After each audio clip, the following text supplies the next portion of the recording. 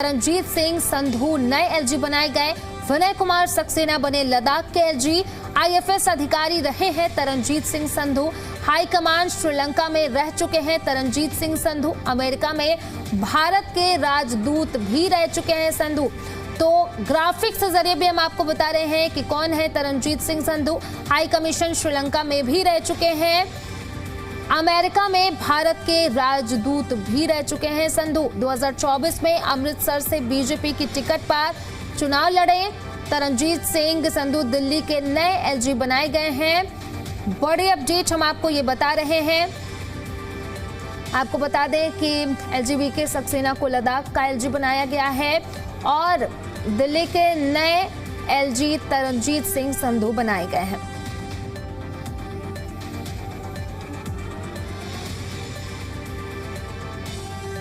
खबरों में आगे बढ़ेंगे। दिल्ली की मुख्यमंत्री रेखा गुप्ता ने सोशल मीडिया एक्स पर पोस्ट कर लिखा कि दिल्ली के माननीय उपराज्यपाल के रूप में विनय कुमार सक्सेना जी का कार्यकाल राजधानी के विकास और जनहित के कार्यों को समर्पित रहा है।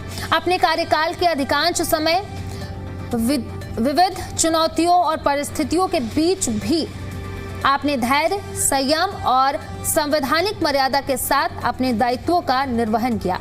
यह आपकी अडिग कर्तव्य निष्ठा को दर्शाता है। दिल्ली में पारदर्शिता और जन कल्याण के प्रति आपका व्यापक दृष्टिकोण सदैव स्मरणीय रहेगा।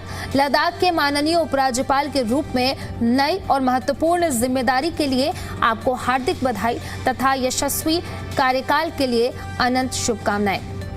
तो सीएम रेखा गुप्ता की तरफ से पोस्ट किया गया है। ये पोस्ट भी हम आपको लगातार टीवी स्क्रीन पर दिखा रहे हैं। दिल्ली आम आदमी पार्टी अध्यक्ष सौरभ भारद्वाज ने सोशल मीडिया प्लेटफॉर्म एक्स पर पोस्ट कर लिखा, बड़े बेआरबू होकर मेरे कूचे से तुम निकले। एलजी विनय सक्सेना ने आते ही एक्सरसाइज मामले को उठाना शुरू किया। आपने चहेते अफसरों से फर्जी जांच करवाई, मगर सारी नौटंकी कोर्ट में धरी की धरी रह गई।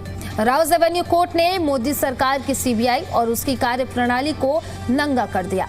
एलजी को दंड मिलना तय था, इसीलिए यमुना के स्वयं घोषित एक्सपर्ट यमुना को और गंदा छोड़कर चल दिए गए।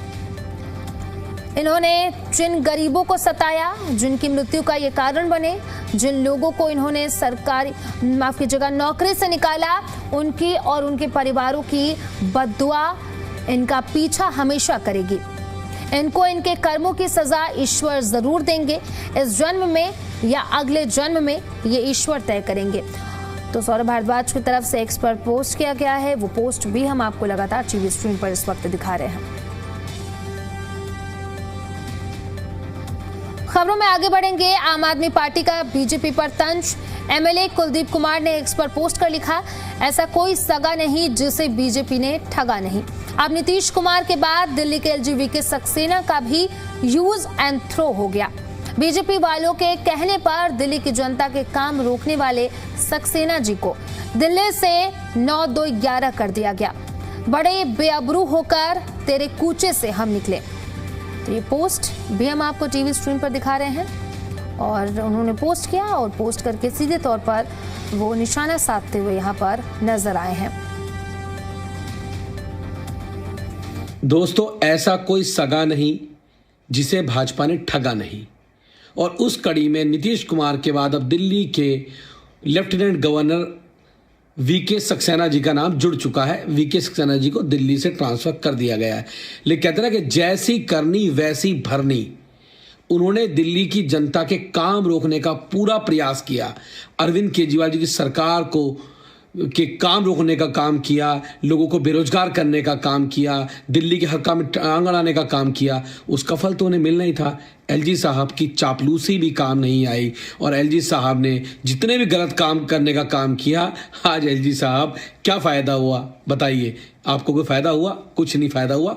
आपने सिर्फ दिल्ली की जनता का नुकसान करने का काम किया। लेकिन मुझे बड़ा दुख है कि इतने बड़े टेक्नीशियन, इतने बड़े जानकार, जिनको यमुना साफ़ करने की जानकारी थी, पानी साफ़ करने की जानकारी थी, और बेचारे चले गए।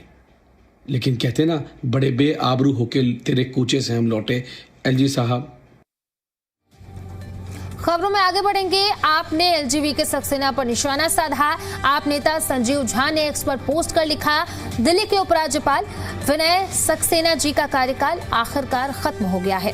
उनके पूरे कार्यकाल को दिल्ली शायद काम के लिए नहीं बल्कि हर जनहित योजना में अड़ंगा लगाने और चुनी हुई सरकार को कमजोर करने के लिए याद रखेगी।